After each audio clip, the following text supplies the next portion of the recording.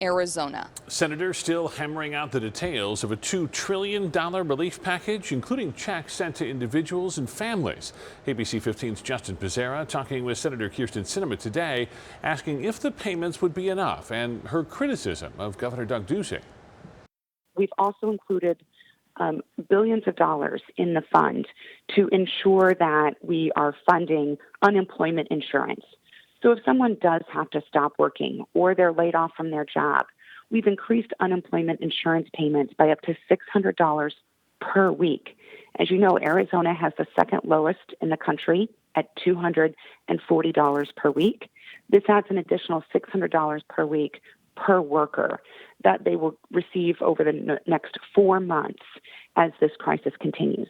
There's also funding in the legislation in the form of forgivable loans to small businesses that they can use to pay their employees, even if the employees aren't working outside of the home, that they can use to pay their rent and pay their monthly bills.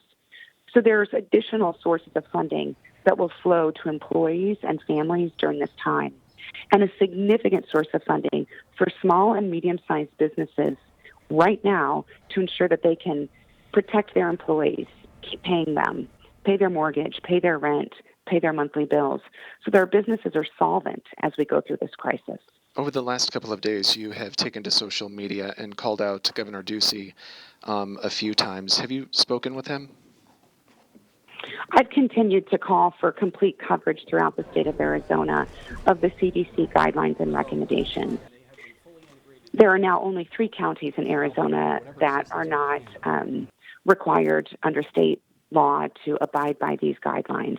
And I've been reaching out directly to the mayors in these small towns in rural Arizona to help them ensure that they're prepared to take care of their constituents and their communities. And I have to tell you, Justin, I'm incredibly impressed.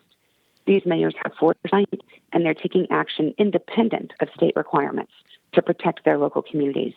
They understand that if the virus comes into their small town, it could rapidly spread and become a major problem for them, as we've seen, for instance, in the Navajo Nation, where the spread went very rapidly in the community.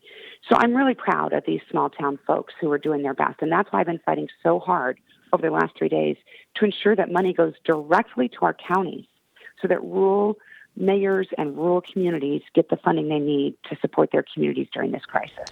I also spoke with Senator Martha McSally about the agreement. She says the priority is acting quickly to help families and small businesses in Arizona. It's imperfect, but what we heard is that for many states, if they were going to tailor decrease in unemployment, it would take weeks or months, and we don't have weeks or months.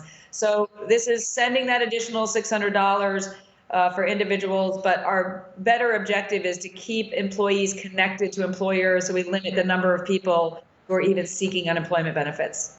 My objective is to get relief to Arizonans as quickly as possible through checks in the mail, money through direct deposit, and allow small businesses to access these important forgiven loans. Treasury Secretary Steve Mnuchin says he expects Congress to pass the measure sometime tonight.